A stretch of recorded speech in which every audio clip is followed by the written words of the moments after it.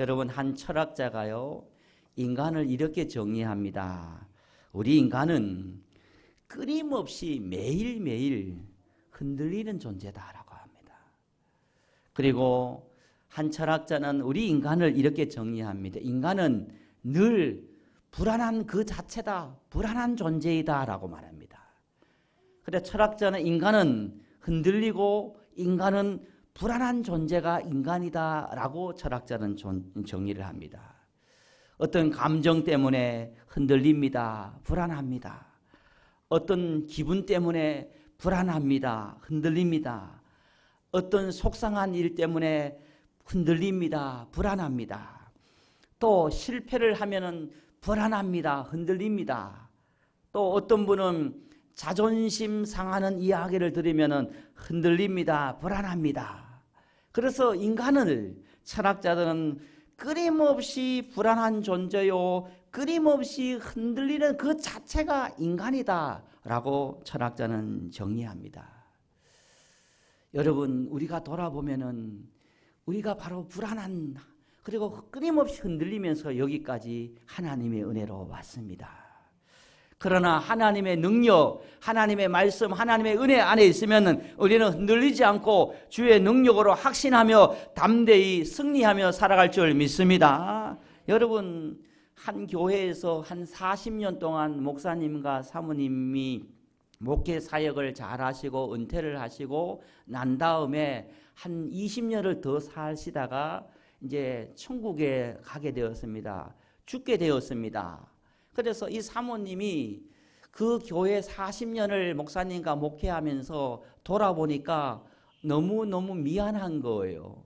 부족함 때문에 미안하고, 은사가 많지 못해서 미안하고, 또 더 섬기지 못해서 미안하고, 더 잘 또 기도하지 못해서 미안한 마음이 너무너무 컸어요.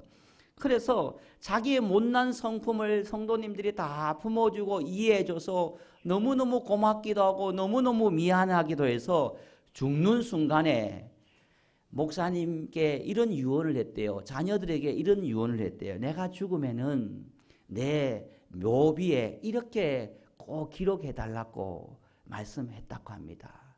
무슨 말을 남겼느냐면은 그동안 잘 참아주셔서 고맙습니다. 이제 내 인생 공사가 마무리되었습니다 라는 묘비를 적어달라 했다는 거예요.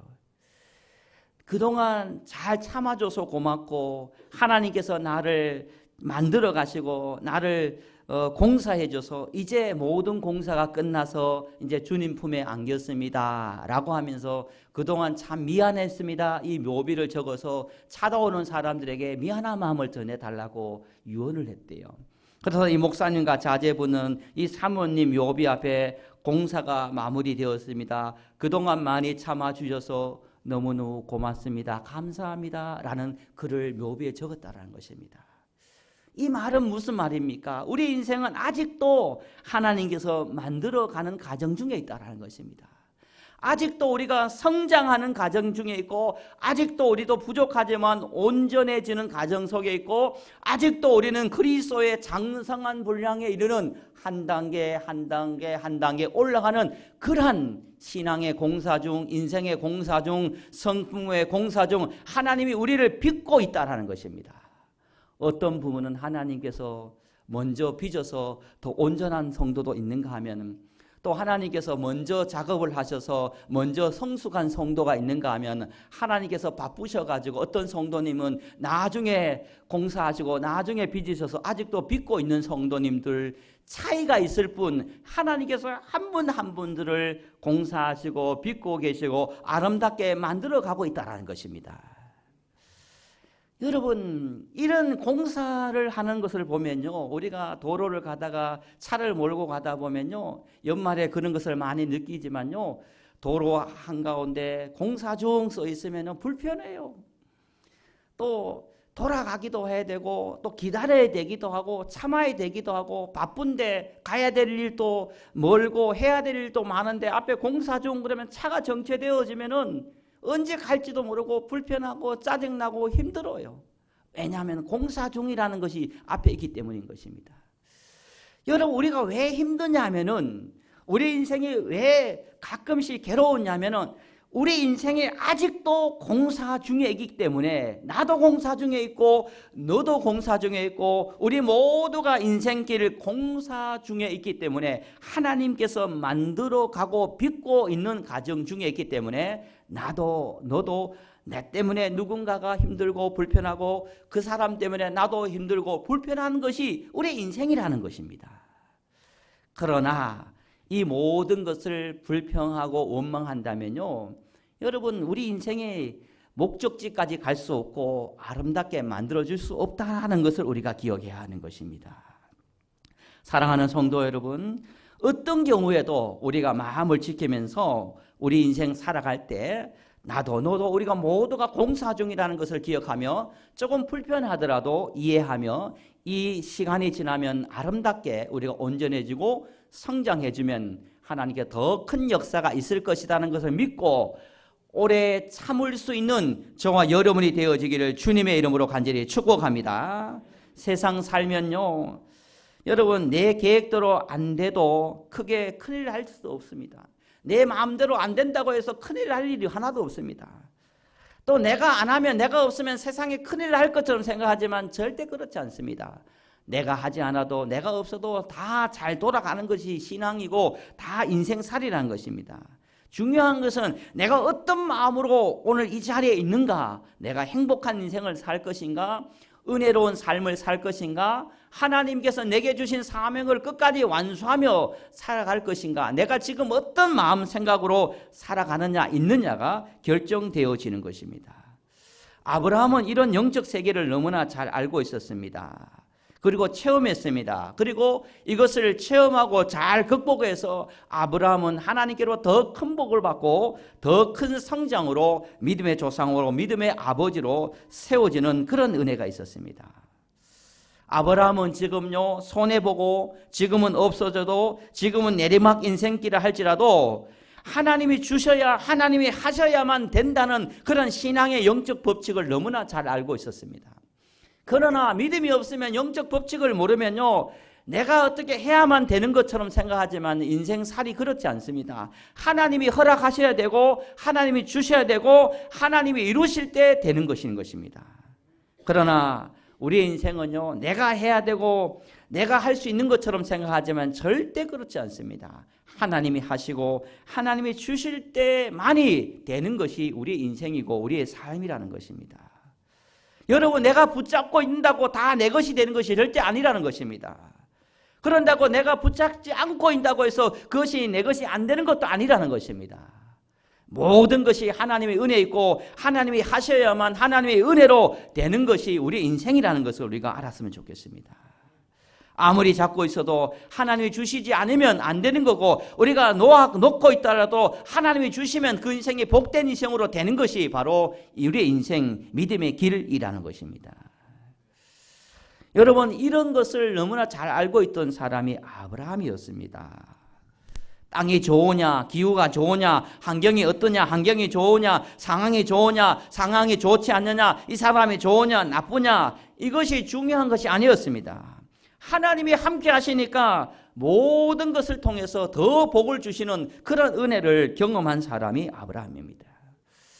여러분, 오늘 설교의 제목을 이렇게 잡았습니다. 저와 함께 고백했으면 좋겠습니다. 극복하면 성장하고 극복하면 부흥합니다.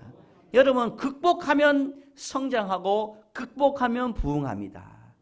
내 개인의 입장에서 내가 그것을 극복하면 내 믿음이 성장하고 내 성품이 성장하고 내 모든 것이 복을 받고 부흥하고 은혜됩니다. 그러나 극복하지 못하면 성장이 하지 못하고, 극복하지 못하면 내 인생도, 우리 교회도, 내 가정도 부흥이 있을 수 없다는 것입니다.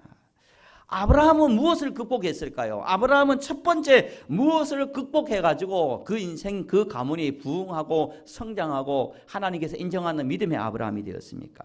바로 아브라함은 첫 번째 조카 롯과의 갈등, 싸움을 극복했다라는 것입니다.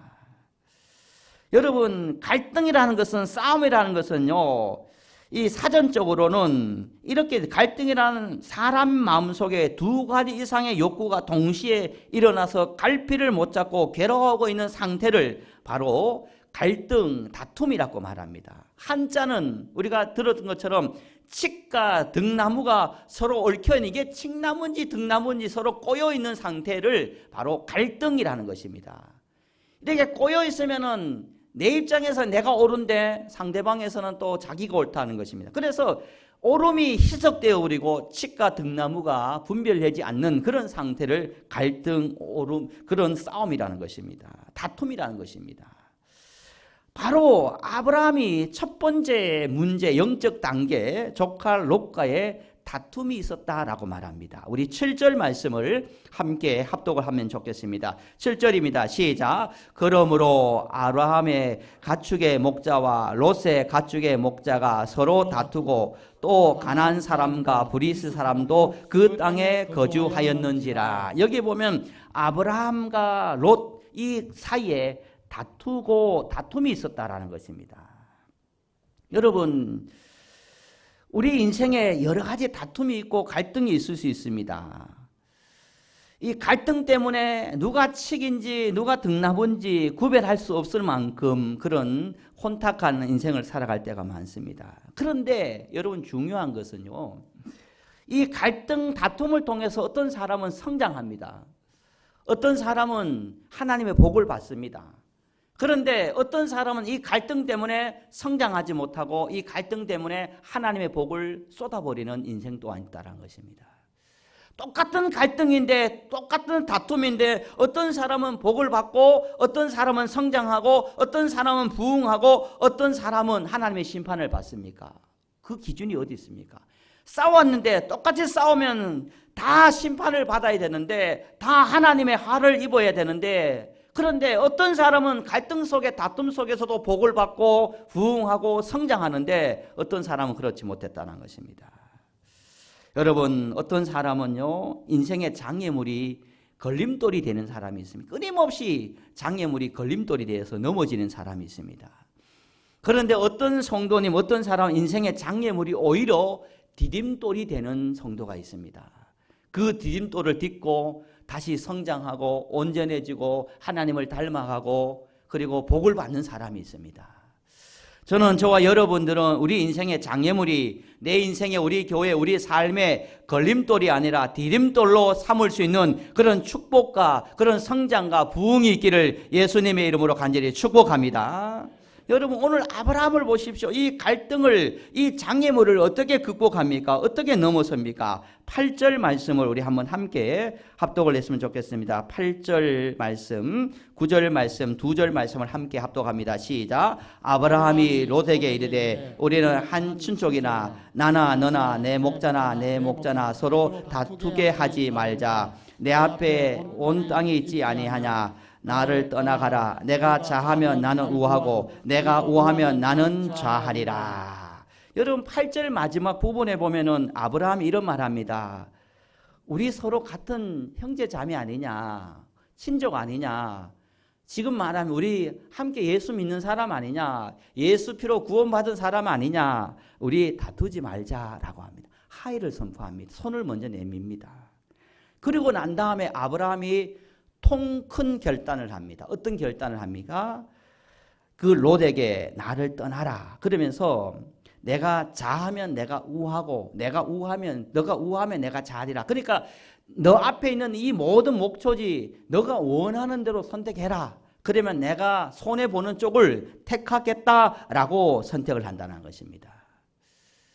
이와 같은 아브라함의 여러분 통 큰 결단을 통하여서 아브라함이 그 장애물을, 그 다툼을 통하여서 디딤돌로 삼고 아브라함이 믿음의 조상이 되고 아브라함이 결국은 인간들이 받은 모든 복을 다 받아 누리는 성장과 부흥의 역사를 경험하는 주인공이 되어버린 것입니다. 그런데 조카 롯은 어땠습니까? 당장 눈에 좋고 계산해서 좋고 그리고 당장 손해보지 않는 쪽을 선택했습니다. 기름진 땅을 선택했습니다. 목초지가 많은 땅을 선택했습니다. 풀이 많은 곳을 선택했습니다. 그런데 끝이 어땠습니까? 바로 롯은 소돔과 고모라, 그 멸망하는 도시에서 함께 멸망하게 되는 그러한 아름답지 못하는 끝이 되는 그러한 결과가 임했다라는 것입니다. 사랑하는 성도 여러분, 우리의 삶에 이와 같은 은혜가, 이와 같은 영안이 열려져 있어야 됩니다. 우리가 이 갈등을 여러분 극복하고 성장하고 부흥하기 위해서는 여러분 두 가지 마음이 필요합니다. 첫 번째는요, 집착하지 않는, 붙들리지 않는 그런 마음을 지키는 것이 중요합니다. 저와 함께 고백했으면 좋겠습니다. 집착하지 않는 마음으로 다툼을, 갈등을 극복하자. 여러분, 아브라함은 첫 번째로 집착하지 않는 그런 마음을 가지고 이 갈등을, 다툼을 극복하였다는 것입니다. 만약에 아브라함이 그 앞에 보이는 이득에 따라서, 감정에 따라서, 기분에 따라서 그래도 내가 손위 사람인데, 그래도 내가 먼저 예수 믿었는데, 그래도 내가 먼저 교회 다녔는데, 그래도 내가 나이가 많은데, 그래도 내가 교회 직분이 높은데, 라는 것에 집착하여서 그래도 내가 좋은 쪽을 선택해야지 라고 했다면 여러분, 조카 롯과의 갈등이, 싸움이 멈추지 않았습니다. 그러나 아브라함은요, 손안의 사람이었지만요, 계산하면 당연히 아브라함이 좋은 쪽을 선택해야겠지만, 그러나 아브라함은요, 그것을 집착하지 않았습니다. 그 문제에 집착하지 않았습니다. 갈등에 집착하지 않았습니다. 눈에 보이는 것에 집착하지 않았습니다. 들은 말에 집착하지 않았습니다. 기분 나쁨에 집착하지 않았습니다. 감정에 집착하지 않았습니다. 하나님을 바라보면서 하나님이 하셔야 된다. 하나님이 주셔야 된다. 만복의 근원은 하나님이다.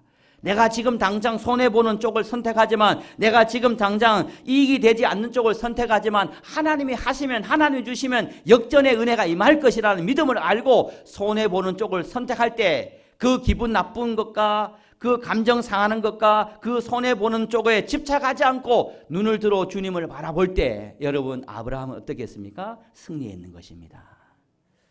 여러분, 왜 성장하지 못하고, 왜 극복하지 못하고, 왜 넘어서지 못하고, 왜 부흥하지 못합니까? 어떤 문제에 사로잡혀 집착하기 때문인 것입니다. 거기에 집착하면요, 갈등을 극복할 수 없는 것입니다. 여러분은 지금 붙들고 있는 것이 무엇입니까? 여러분의 성장을, 여러분의 성숙을, 여러분이 그리스도의 장성한 분량에 이르도록 붙잡고 있는, 여러분을 붙잡고 있는 그것이 무엇입니까? 여러분 집착하고 있는 것이 무엇입니까? 여러분 그것을 예수 이름으로 무너뜨리기를 바랍니다. 감정이든 기분이든 어떤 것은 그 집착에서 벗어난다면 여러분 반드시 성장하고 우리 교회는 부흥하고 여러분 그리스도의 장성한 분량에 있는 하나님의 은혜가 있을 줄 믿습니다. 집착한 사람은, 붙들려 있는 사람은 절대 성장하지 못합니다. 어떤 사람은 과거의 10년 전에 20년 전에 받은 상처에, 그리고 어떤 실패에 사로잡혀 있는 사람은 절대 여러분 성공할 수 없고 여러분 절대 성장할 수 없는 것입니다. 아브라함은 철저하게 집착하지 않는 믿음으로 갈등을 극복하고, 아브라함은 철저하게 붙들려 있지 않는 마음으로 여러분 해결할 때 아브라함은 성장하고 그것 속에 또 다른 하나님의 복을 받는 그러한 하나님의 은혜가 임했다라는 것입니다. 두 번째로요, 아브라함은 어떻게 갈등을 극복했냐면요, 10절 우리가 읽었지만요, 여러분 10절 말씀을 다시 한번 읽어보도록 하겠습니다. 10절입니다. 시작. 이에 롯이 눈을 들어 요단정을 바라본즉 소알까지 온 땅에 물이 넉넉하니 여호와께서 소돔과 고모라를 멸하시기 전이었으므로 여호와의 동산 같았고 애굽 땅 같았더라 라고 되어 있습니다. 여러분 롯이 눈을 들어 보니까 소알 땅을 보니까 정말 땡큐입니다. 오케이, 여기면은 100% 성공하겠다. 여기서 살면 100% 성공하게, 여기 투자하면 100% 되겠다. 인간적으로 그렇게 생각합니다. 아브라함도 그렇게 생각했을 것입니다. 그러나 여러분 아브라함은 조카 롯에게 모든 것을 통큰 양보를 합니다. 통큰 간용을 베풉니다. 이유 따지지 않고, 내 기분, 내 감정 따지지 않고, 내 상황 따지지 않고 조카 롯에게 통큰 간용을 합니다. 통큰 양보를 합니다. 속이 상합니다. 기분이 나쁩니다. 속이 쓰립니다. 그러나 아브라함은 그 롯에게 통큰 양보를 합니다. 간용을 베풀어 버립니다. 그래, 너가 가져. 간용은 너그러움입니다. 간용은 베품입니다. 간용은 덕스러움입니다. 간용은 결국은 살리는 복이, 간용은 결국은 성장을 우리에게 만들어 줍니다. 아브라함은요 조카 롯에게 통큰 간용으로 갈등을 극복했습니다. 만약에 롯과 간용하고 양보하지 않았다면 갈등은 끝나지 않았고 싸움은 끝나지 않았고 하나님의 복은 떠났을 것입니다. 그러나 아브라함이 롯에게 통큰 간용을 베풀어 버리니까 갈등은 끝나버리고, 그러나 당장은 손해봤지만 결국은 하나님께서 아브라함에게 넘치도록 채워주시는 하나님의 복이, 하나님의 은혜가 임하는, 아브라함과 이삭과 야곱과 아브라함의 그 후손에서 예수님이 태어나는 그런 믿음의 후손의 복을 받는 하나님의 역사가 임했다라는 것입니다. 여러분, 이번 한 주간 이익에 따라 살아가지 않기를 바랍니다. 계산에 따라 살아가지 않기를 바랍니다. 감정이 자세가 되지 않기를 소망합니다. 우리 그리스도인들은 계산과 이익에 따라 살아가는 사람이 아니라 영적 유익을 따라가는 사람이에요.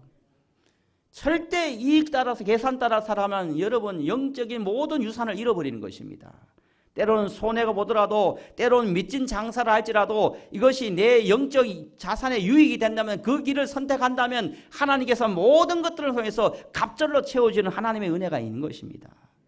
때로는 우리가 감정과 기분이 우리가 자사가 되어서 불평과 원망할 때가 많습니다. 그러나 우리 그리스도인들 어떤 경우에도 감정이, 기분이 자세가 되지 않고 성령님께서 역사하시는 성령의 감동이 우리의 자세가 되고 태도가 될 때 하나님의 역사가 있을 줄 믿습니다.